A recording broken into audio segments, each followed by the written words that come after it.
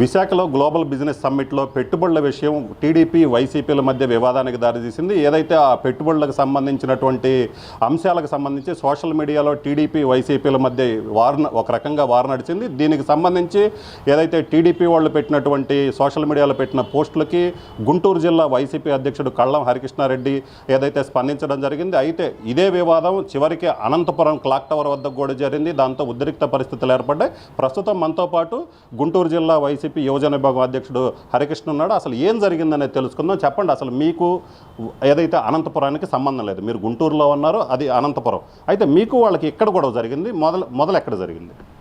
నాది గుంటూరు జిల్లా అయినప్పటికీ ముందు నాది ఆంధ్రప్రదేశ్ అన్న. ఆంధ్రప్రదేశ్లోనే అనంతపూర్ ఉంది, ఆంధ్రప్రదేశ్లోనే వైజాగ్ ఉంది. వైజాగ్ బాగుపడినా అనంతపూర్ బాగుపడినా ఏది బాగుపడినా సరే అంటే రాష్ట్రం బాగుపడుతుందని నమ్మేవాడిని నేను. ఈ క్రమంలో ఏదైతే గ్లోబల్ బిజినెస్ సమ్మిట్ జరిగిందో, ఇన్వెస్టర్స్ సమ్మిట్ జరిగిందో మన వైజాగ్లో, ఆ పెట్టుబడుల గురించి ఇప్పుడు జగన్మోహన్ రెడ్డి అనే వ్యక్తి గురించి 4 సంవత్సరాల పాటు మా పార్టీలోనే మా అధినాయకుడు, మా మంత్రులు, మా ఎమ్మెల్యేలు, మా నాయకులు అందరి మీద అనేక ఆరోపణలు, విమర్శలు, తీవ్ర పదజాలం వాడుతూ కూడా వచ్చారు. ఇంకా వీళ్ళు ఎంత స్థాయికి దిగజారిపోయారంటే ఈ పెట్టుబడి పెడతానికి వచ్చిన పెట్టుబడిదారులను కూడా వీరు నిజమైన పెట్టుబడిదారులా లేదా పేటీఎం కూలీలా అనే స్థాయికి దిగజారారు. సరే, విఘ్నత లేని కార్యకర్తలు చిల్లరగా ఆవారాగా తిరిగేవాళ్ళు ఈ మాట అంటే మేము పెద్ద పట్టించుకోం. కానీ తల్లి తండ్రి మంత్రిగా చేసి అతను కూడా ఒక ఎమ్మెల్యేగా పోటీ చేసి ఓడిపోయిన వ్యక్తి, ఒక నియోజకవర్గానికి ఇన్ఛార్జ్గా ఉన్న వ్యక్తి, రాష్ట్రంలో ప్రధాన ప్రతిపక్ష పార్టీకి సంబంధించిన ఇన్ఛార్జ్గా ఉన్న వ్యక్తి వచ్చిన పెట్టుబడిదారుల మీద కూడా తప్పుడు ఆరోపణలు, విష ప్రచారాలు చేయడం ఏదైతుందో అది నాకు చాలా బాధ కలిగించింది. ఎందుకంటే వాళ్ళ వ్యాపారం కోసమే కాదు, వాళ్ళు వ్యాపారం చేయాలంటే ఏ రాష్ట్రంలోనైనా చేయొచ్చు. కానీ ఇక్కడ అభివృద్ధి చేయాలా, ఇక్కడ ఉన్న యువతకు ఉద్యోగాలు కల్పించాలనే సదుద్దేశంతో ఇక్కడ పెట్టుబడి పెట్టేదానికి వస్తే ఈ పరిటాల శ్రీరామ్ అనే వ్యక్తి వాళ్ళ మీద తప్పుడు ప్రచారాలు చేయడం ట్విట్టర్లో, ఫేస్బుక్ వేదికగా నాకు బాధ కలిగించి దాని మీద నేను స్పందించాను. ఓకే, అంటే ఈ సజ్జా అజయ్కి మీకేంది గొడవ? ఎప్పుడైతే పరిటాల శ్రీరామ్ అనే వ్యక్తి ఈ పోస్ట్ పెట్టాడో ఫేస్బుక్లో, ట్విట్టర్లో, నేను నోటీస్ చేసి దాని మీద నేను ఒక వీడియో చేయడం జరిగింది. నువ్వు తెలియకపోతే తెలుసుకో, ఇష్టం వచ్చినట్టు మాట్లాడొద్దు. ఏబీసీ లిమిటెడ్ కంపెనీ అంటే నువ్వు కొట్టే గూగుల్లో కొడితే ఏది వస్తుంది కాదు. ఏమిటో ఫస్ట్ ఇన్ఫర్మేషన్ తీసుకో.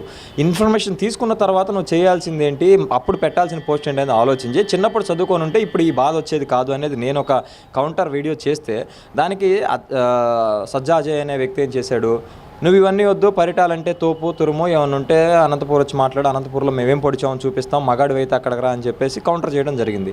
సరే, ఇది ఆల్మోస్ట్ సాటర్డే ఈవినింగ్ 5 o'clock ఏమో వచ్చింది. నేను ఏముందిలే ఇలాంటివి జరుగుతూ ఉంటేలే వదిలేస్తే ఆ వీడియో పట్టుకొని అటు పరిటాల శ్రీరామ్ అభిమానులు కానీ ఇటు తెలుగుదేశం కార్యకర్తలు కానీ కంటిన్యూస్గా నాకు ఫోన్లు చేయడం, వాట్సాప్లో పెట్టడం, ఫేస్బుక్, ఇన్స్టా, ట్విట్టర్ వీటన్నిటిలో కూడా ట్యాగ్ చేసి పంపించి రా మేమేం చేసాము చూడు, మేమేం పొడిచాము చూడు, ఈ వెర్షన్లో ఉన్నారన్నమాట.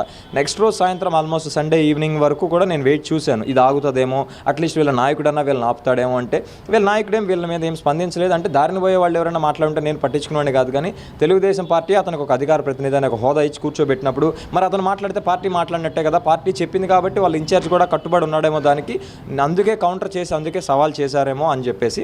అయితే నేను మాత్రం వాళ్ళు ఛాలెంజ్ చేస్తే నేను అక్కడికి వెళ్ళింది ఎవరేం చేశారు అనేది అభివృద్ధి చూపించడానికి, వాళ్ళు ఏం అక్రమాలు చేశారు, ఏం కబ్జాలు చేశారు, ఎంత అన్యాయం చేశారని చూపించడానికే నేను వెళ్తే వాళ్ళు డిబేట్ చేయడానికి వాళ్ళ దగ్గర సబ్జెక్ట్ లేక వాళ్ళు చేసింది ఏమీ లేదు కాబట్టే కత్తులు, రాడ్లు పట్టుకొని వాళ్ళ మనుషులను తీసుకొని వచ్చారు.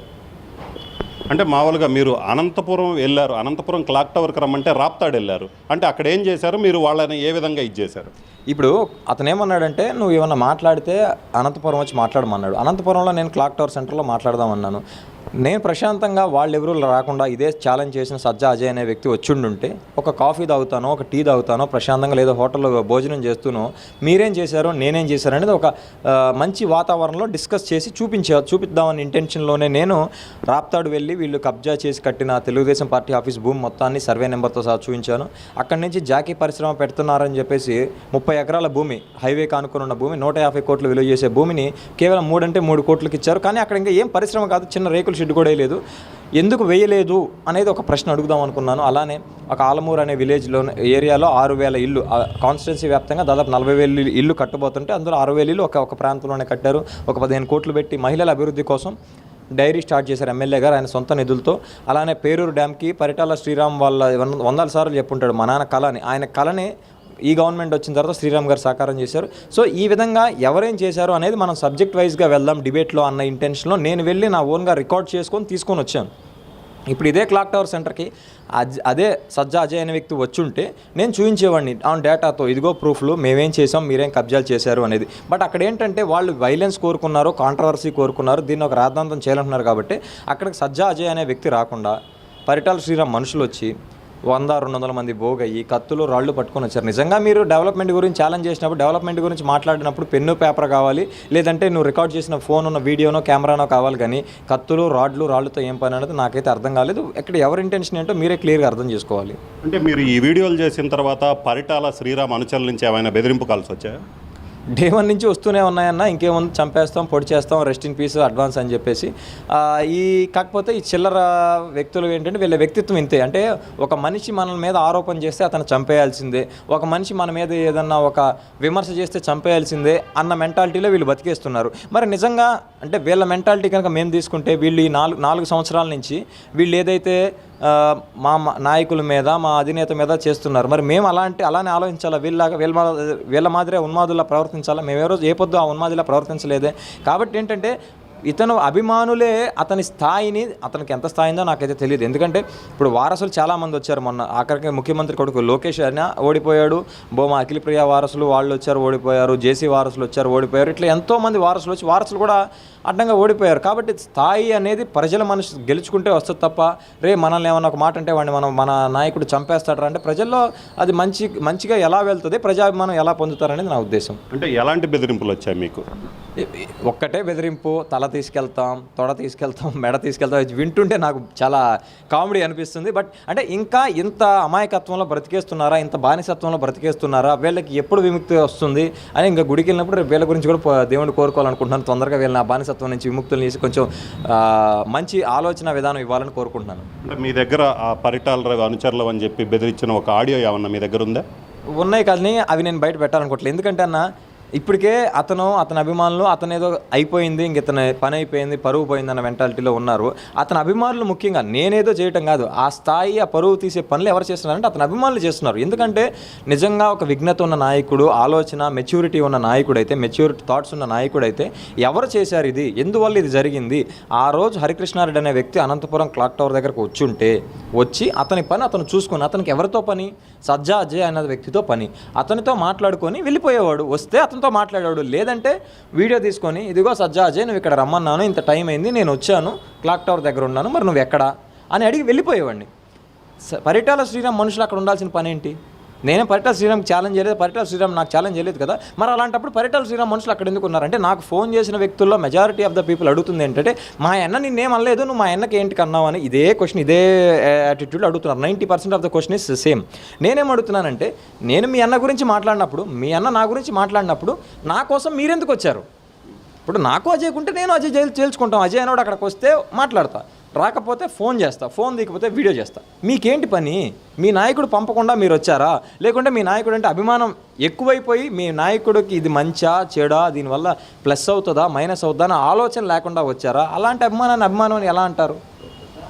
అంటే మీరు ఏదైతే అనంతపురంలో వెళ్ళటం కానీ ఇలాంటివి కానీ ఇవన్నీ చూసుకుంటే ఇదంతా పబ్లిసిటీ కోసం చేశారు. మీరు ఏదో ఫేమ్ అవ్వాలి స్టూడెంట్స్, ఎందుకంటే మీరు ఆల్రెడీ యువజన విభాగం అధ్యక్షుడిగా ఉన్నారు. సో మీరంతా ఫేమ్ కావాలని ఎలా చేశారు? ఏంది ఫేమ్ అనేది? ఏంటి కన్నా అక్కడికి వెళ్ళి ఇప్పుడు మా గవర్నమెంట్ ఇది చేసింది, మేము అభివృద్ధి చేసాం, ఇదిగో చూడండి, వాళ్ళు ఆక్రమణలు చేశారు, కబ్జాలు చేశారు అని చూపిస్తే ఫేమ్ వస్తుందా? అంటే చూపిస్తే ఫేమ్ వస్తుందా? పోనీ అలా ఫేమ్ వచ్చినా హ్యాపీ అనండి. ఎందుకంటే నాతో పాటు నాకు ఫేమ్ రావడంతో పాటు మా గవర్నమెంట్ ఏం చేసిందో చూపించుకునే అవకాశం వచ్చింది నాకు. నిజంగా పబ్లిక్ కానీ ఎవరైనా సరే అలా ఫీల్ అయితే, నిజంగా పబ్లిసిటీ స్టంట్ కోసమే చేశానని అనుకుంటే దాంతో ఇవన్నీ చేయాల్సిన అవసరం లేదు కదా. వెళ్ళి ఒకసారి నేను ఏదైతే చేశానో అది చేసుకొని రావచ్చు, కానీ మేము ఏం చేసామో చూపించాల్సిన అవసరం లేదు, డిబేట్కి వెళ్ళాల్సిన అవసరం నాకు లేదు. సో ఇది పరిస్థితి. తానైతే కేవలం అభివృద్ధికి సంబంధించి ఏదైతే గ్లోబల్ ఇన్వెస్ట్ సమ్మిట్లో ఏదైతే వైసీపీ సంబంధించినటువంటి పెట్టుబడులు వచ్చాయో, ఏదైతే ఆ పెట్టుబడులకు సంబంధించి చూసుకున్నట్లయితే ఇవన్నీ ఫేక్ అంటూ సోషల్ మీడియాలో టీడీపీ ప్రచారం చేసింది. దాని మీదనే తాను మాట్లాడాను. తర్వాత మధ్యలో ఏదైతే పరిటాల శ్రీరామ్ అభిమానులు ఇందులో ఇంటర్ఫీర్ అయ్యారో, అలాగనే తాను ఏదైతే అభివృద్ధి చేశారో, ఏదైతే రాప్తాడు నియోజకవర్గంలో అభివృద్ధి గురించి చెప్పామో, అలాగనే పరిటాల హయాంలో అక్కడ ఏం జరిగిందో కూడా దాన్ని చెప్పాను. అయితే ఈ మధ్యలో అభివృద్ధి గురించి మాట్లాడకుండా వాళ్ళు పరిటాల అభిమానులు అంటూ కొంతమంది వచ్చేసి ఈ వివాదాన్ని మరింతగా ముదిరేలాగా చేశారు. అలాగనే వాళ్లే దాడులకు దిగారు. తానైతే మాత్రం పబ్లిసిటీ కోసమో ప్రచారం కోసం ఇలాంటివి చేయలేదు. ఇది తమ ప్రభుత్వానికి మంచి జరుగుతుంది, ఎందుకంటే తమ ప్రభుత్వం ఏం చేసిందో అది వాళ్ళకి చూపెట్టడానికి మాత్రమే వెళ్ళామని చెప్తున్నారు. కెమెరామెన్ సిద్ధుతో రామారావు, RTV, గుంటూరు జిల్లా.